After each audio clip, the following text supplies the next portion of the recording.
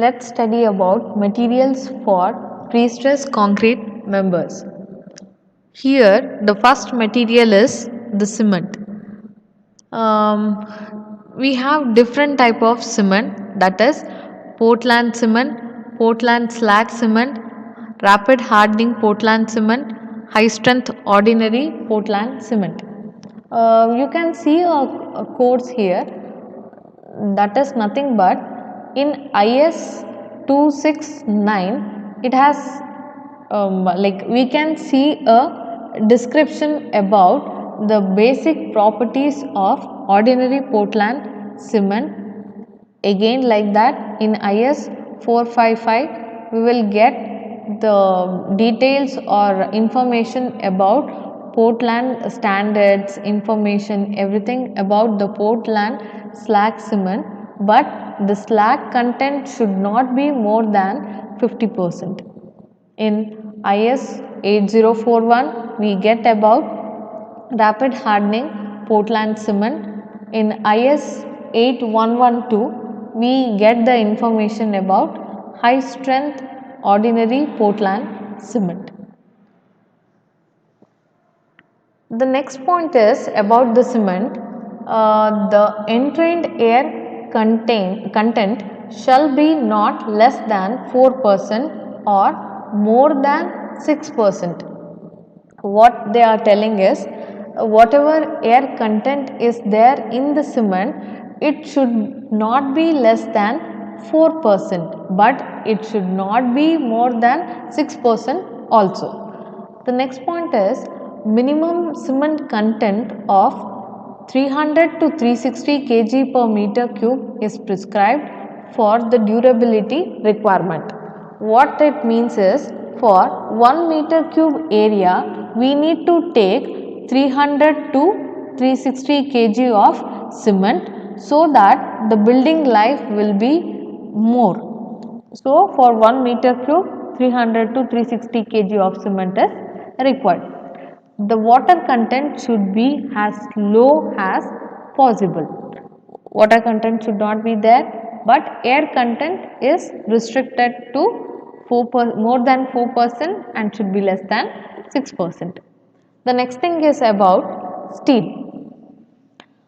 High tensile steel tendon strands or cables are the part of this steel.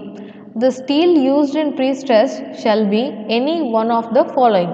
Here again in the steel we have different type of steel members here, that is the first steel kind is, that is plain hard drawn steel wire. It is available in IS 1785 part 1 and 3. The next one is cold drawn indented wire. We get the information about this wire from IS 6003 code. The next one is high tensile steel wire bar. It is from IS 2090. Uncoated stress relieved strand. It is from IS 6006.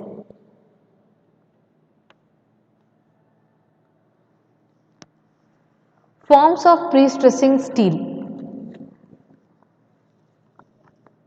The forms of pre-stressing steel consist of wires, strands, tendons and cables, bars. Here you can see that wire means, first I will read out this.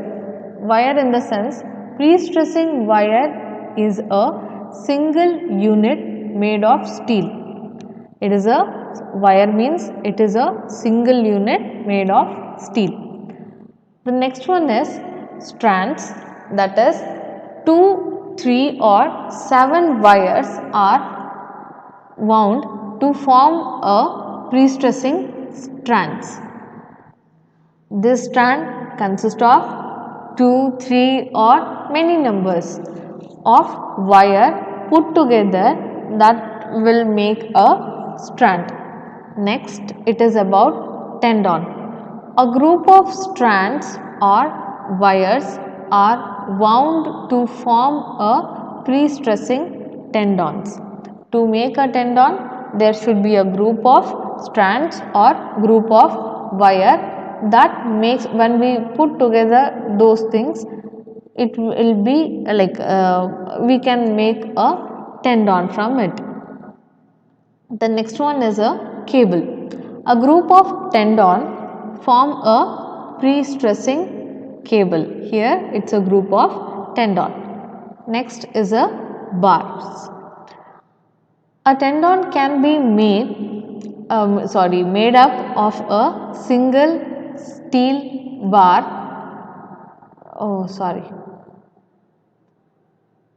Fine. A tendon can be made up of single steel bar. A dia of a bar is much larger than that of the wire. Bar or a tendon, both are like, here there should be a corrections, that is a bar, instead of tendon it should be a bar here. A bar can be made up of a single steel bar. It need not to consist of many wire strands and all. Directly single steel bar will make a bar, and it must be of larger diameter than the wire. Let me show the figures of these. First of all, the wire means it's a single unit. Strand means 2, 3, 7 or many numbers of wires put together forms a strand. Tendon is a group of strand and a wire forms a tendon. A cable is nothing but a group of tendons. These things are totally connected. You just remember that as WSTCB. W is connected to S, then T is connected to C. Please try to remember these terminologies like this. Okay. Let me show you the diagram. Here what I told, wire is nothing but it's a single unit made of steel. Here these are the wires, it is made up of single unit made up of steels. Next comes a strand. What did I say? 2, 3, 7 wires are wound to form a pre-stressing strands. So these are the wires put together, it forms a strand.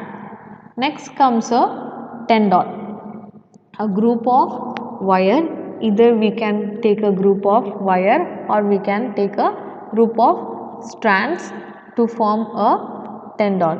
This is nothing but, this whole thing is nothing but a tendons. Okay. The last one is a bar. A tendon can be made up of a single steel bar. Tendon in the sense this whole portion is there, no? This thing can be made up of single steel bar. The dia of the bar is much larger than that of the wire. Then whatever I had written, it was correct. I got a little confused, sorry.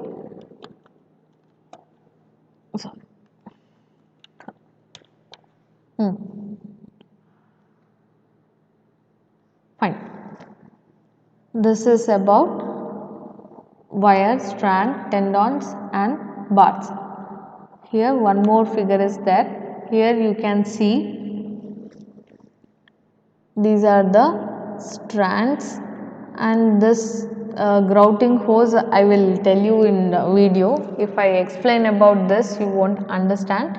Through this concrete is poured, grouting is done. This is a anchor casting, and then here you can see grout tube, duct. These are the strands, and these put together it will make a tendons. Fine. Let's go to next slide. The next thing is about the bonded tendons and unbonded tendons. Bonded tendons in the sense when there is adequate bond between the pre-stressing tendon and concrete, that is called as bonded tendon. Pre-tension and grouted post-tension tendons are bonded tendons. First I will talk about the unbonded also.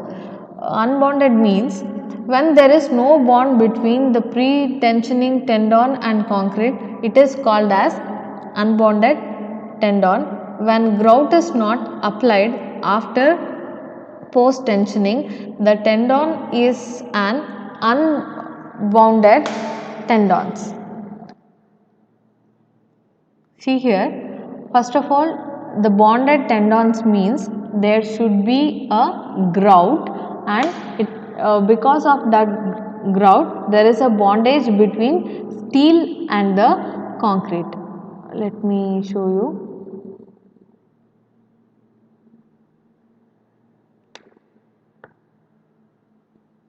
See, here grouting is done on this whole tendon.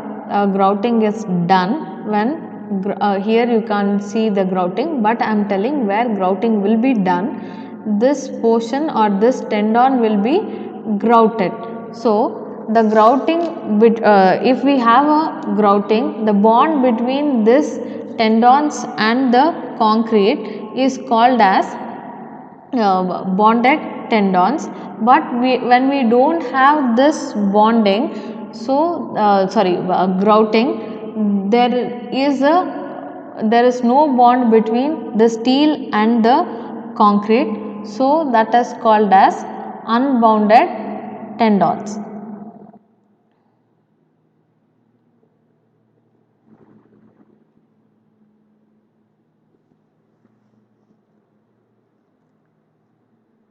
Next one is about durability, fire resistance and cover requirement for pre-stressed members.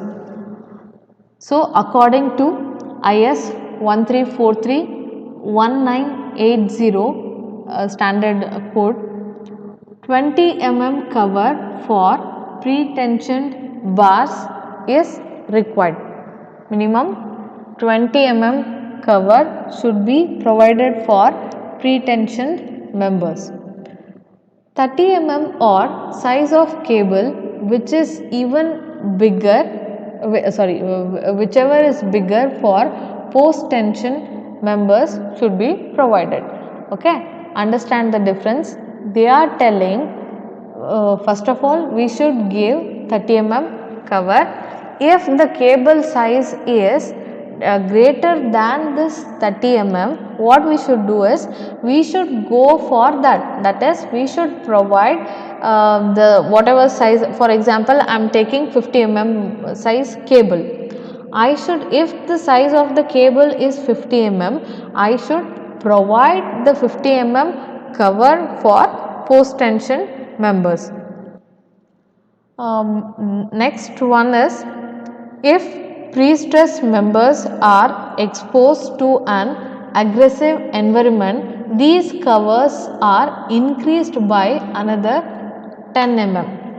As we know that when it is in some environments like near the seashore and all, these members should be given little extra cover, that is another 10 mm is approved. Okay, we can give 10 mm extra cover when these pre-stress members are in different conditions, so that is allowed.